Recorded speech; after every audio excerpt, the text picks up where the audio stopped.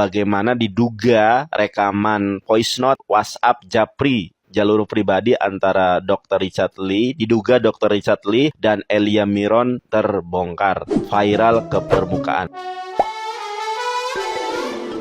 Hola netizen yang tercinta. Heboh akhir-akhir ini sosok Elia Miron yang muncul di salah satu akun media sosial dengan beberapa kontennya untuk membahas tentang agama Kristen. Semakin dikenal publik ketika Elia Miron diundang oleh Dr. Richard Lee untuk hadir ke podcastnya. Pada saat itu banyak sekali beberapa pernyataan yang dikeluarkan oleh Elia Miron yang membuat Dr. Richard Lee tertegun. Dari beberapa hal yang sudah diketahui oleh Dr. Richard Lee, rupanya Dr. Richard kaget dengan banyaknya perbedaan penjelasan Elia Miron dengan apa yang sudah ia ketahui selama ini. Terlebih, banyaknya penjelasan Elia Miron yang diduga cukup menyinggung agama lain, terlebih agama Islam. Hal tersebut rupanya cukup membuat para tokoh agama dan ahli tafsir dari kedua agama geram dengan apa yang diucapkan Elia, hingga muncul nama Donditan yang merupakan seorang mu'alaf yang mempelajari banyaknya kitab suci termasuk Injil Perjanjian Lama dan Baru. Banyak netizen yang budiman berharap Elia bisa bertemu dengan Donditan. Dr. Richard pun mewadahi hal tersebut dengan mengajak Elia melalui VN yang tersebar di media sosial. Awalnya, Dr. Richard mengungkapkan kekagumannya terhadap Elia, namun di penghujung VN tersebut, sang dokter meminta untuk Elia untuk bertemu salah satu sosok yang diduga Donditan. Sampai sang dokter menuturkan keinginannya untuk mempertemukan Elia dengan Donditan. Shalom Elia, podcastmu di tempatku itu keren banget loh. Secara nggak langsung kamu menjadi pewarta Injil dan banyak yang belain kamu sebenarnya. Jadi aku seneng banget sih, kontenmu tuh sampai nonton 3,1 juta viewers loh, luar biasa banget. Elia, ini ada yang bagus sih menurutku yang harus diangkat sih dan kita perdalam tentang Yesus Kristus dan Nabi Isa ya. Itu aku pengen datangin. Nah, itu tuh menurutku bagus dan kamu pasti akan bisa. Kalau bukan kamu nggak ada yang bisa kalau menurutku sih. Dan kamu harus, aku kasih saran kamu harus ambil momen ini. Tenang aja, aku akan jagain kamu. Dan kita akan lari cuma di situ aja kayak gitu punya. Dan menurut aku ini adalah momen yang tepat untuk mewartakan Injil untuk misionaris ya. Lebih baik kamu pertimbangkan ya, Elia. Thank you. Nah, gimana nih menurut netizen yang maha benar? Silahkan berkomentar ya. Gimana Dr. Richard Lee? Aduh guys, pagi-pagi buka TikTok udah rame banget, udah gempar nih ya. Bocornya voice note Dr. Richard Lee terkait si mas-mas cantik itu, si Al atau siapalah itulah. Aduh, Dr. Richard Lee, baru kemarin gua bangga ya, maksudnya salut karena lo mau belajar Islam. Gue berharap lo tulus ingin menjemput hidayah Allah gitu kan. Gue masih doain lo dan keluarga lo sampai detik ini biar dapet hidayah gitu kan. Namun jujur ya, ketika ngeliat video lo yang beredar ini, voice note lo yang beredar ini, gue jadi tanda tanya besar gitu dok. Di sini gue jadi mempertanyakan kira-kira maksud dari ungkapan-ungkapan lo ini apa ya dok ya. Di sini kayaknya lo menikmati banget keviralannya si L ini yang jelas-jelas menurut aku ya dok ya omongannya itu ngaco. Dan di sini gue kaget sih seolah Dr. Richard Lee ini ingin memfasilitasi si L ini ya dengan mengundang L ke podcastnya dia ini untuk menjadi seorang pewarta Injil, untuk menjadi misionaris gitu kan. Dr. Richard Lee tahu kan tugas dan tujuan utama misionaris itu apa? Ingin mengajak orang-orang untuk masuk ke agama Kristen, ingin mengajak orang-orang masuk ke agama kalian gitu. Apa itu salah satu yang diinginkan Dr. Richard Lee dengan mengundang si L ini? Dan di sini Dr. Richard Lee kayaknya begitu bangga dengan mengungkapkan kayaknya yang bisa seperti itu tuh cuma si L ini gitu kan. Jujur ya dok ya, aku pribadi ini ya sebagai umat Islam ngelihat si L ini hanyalah orang yang sok tahu, yang cuma mencari sumber-sumber untuk membenarkan asumsi dia, pendapat dia, historis kristologi apalah itu ya kan. Itu yang dokter bilang keren. Orang yang meminta tafsir Al-Quran untuk direvisi, itu yang Dr. Richard Lee bilang itu hebat. Aduh Dr. Richard Lee, jujur aku jadi kayak ilfil ya dengan Anda dok jadinya kalau kayak gini. Kayaknya Dr. Richard Lee harus ngobrol lagi deh dengan Ustadz Felix Show atau Ustadz-Ustadz yang lain yang ngerti tentang teologi, kristologi secara benar gitu ya. Guys, namun apapun itu satu hal yang aku yakini ya guys ya, tersebarnya voice note Dr. Richard Lee ini pasti sudah menjadi skenario Allah untuk mengungkapkan yang namanya kebenaran ya. Pokoknya mau serapat apapun bangkai itu disimpan, kalau Allah sudah berkehendak untuk kebongkar, untuk ke publish, ya Allah tinggal bilang kun fayakun. Allah akan tunjukkan yang benar itu benar dan yang salah itu salah. Pokoknya kita tunggu ya guys ya, drama dari voice note ini kelanjutannya seperti apa ya, kita tunggu klarifikasinya Dr. Richard Lee seperti apa. Pokoknya kita tunggu aja ya guys ya, kelanjutannya seperti apa.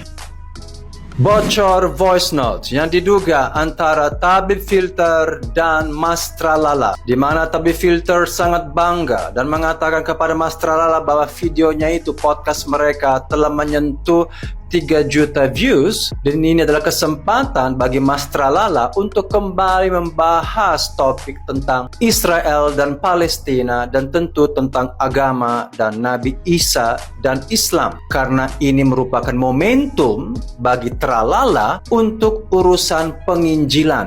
Itu katanya si Tabib Filter. Menurut saya ini miris banget ya, karena ini tidak ada hubungannya tentang penginjilan. Dan menurut saya si Mas Tralala ini hanya diperalat untuk kepentingan ketenaran podcast si Tabib Filter.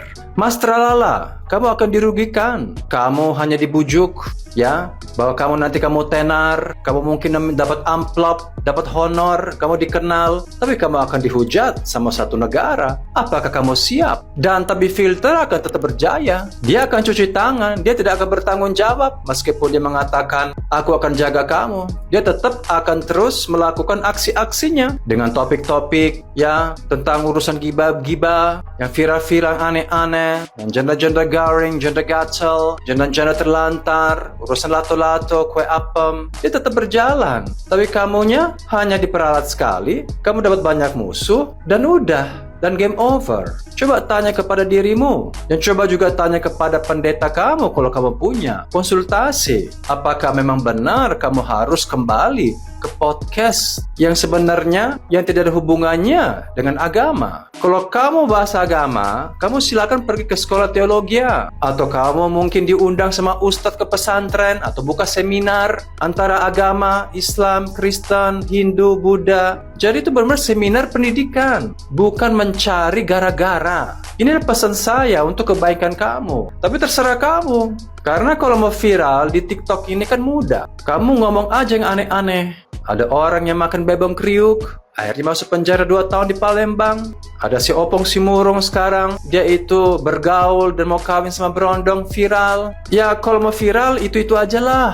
Tapi jangan sekarang mengangkat isu agama yang sangat sensitif di negeri ini. Karena pertama ada perang antara Israel dan Palestina, ada urusan boykot dan non-boykot, dan kita masuk pemilu. Jadi kita berusaha untuk tidak masuk ke politik identitas. Jadi sangat sensitif. Jadi yang bikin ulah ini bukan narasumber. Narasumber mungkin lugu, polos, dirayu sama podcaster-podcaster yang tidak bertanggung jawab. Mereka yang bikin keributan, mereka yang memecah bangsa, mereka mengangkat isu, dan mereka tidak bertanggung jawab. Nanti kalau kamu salah ngomong, kamu diproses. Bisa masuk hotel bintang 5. Sedangkan Tabib Filter, dia nggak bakal kena apa-apa. Jadi saya mohonlah, dan juga para instansi lembaga keagamaan, mau dari PGI atau dari MUI, tolong tegur. Jangan ada kegaduhan di sosial media. Kalau memang podcast itu adalah urusan gibah, lambe tura, ya sudah fokus ke sana. Dan memang si podcast ini kan tidak memiliki juga keterampilan untuk masalah agama. Dia seorang Tabib Filter, urusan kosmetik. Kenapa sekarang lompat ke agama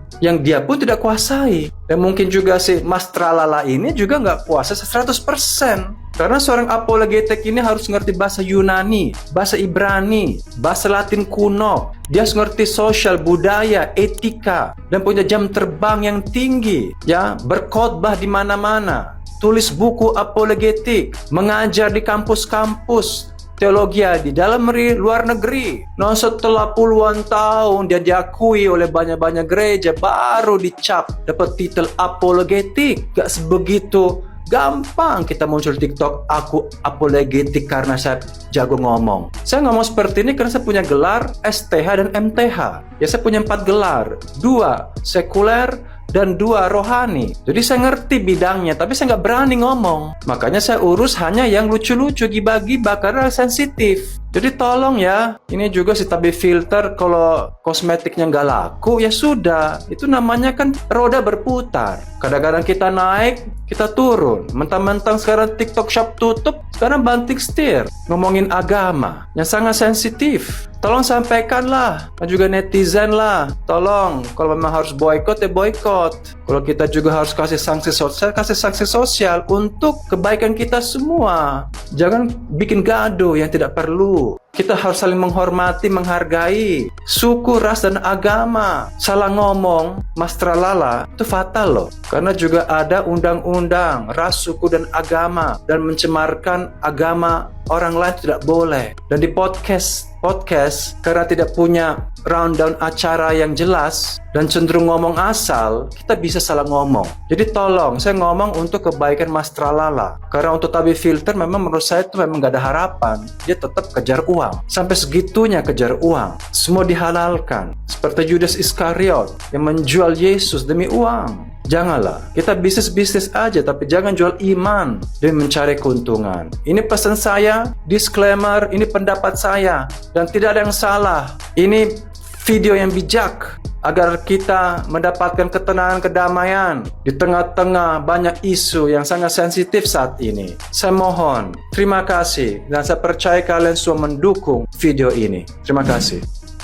Ini ada komentar bagus, mohon izin untuk menganalisa. Yang jadi pertanyaan, siapa yang bocorkan dan kenapa dibocorkan? Ini terkait sebuah video yang sedang viral saat ini, hari ini, terhitung hari ini ya. Dari subuh saya sudah upload dan banyak juga yang upload, ternyata viral.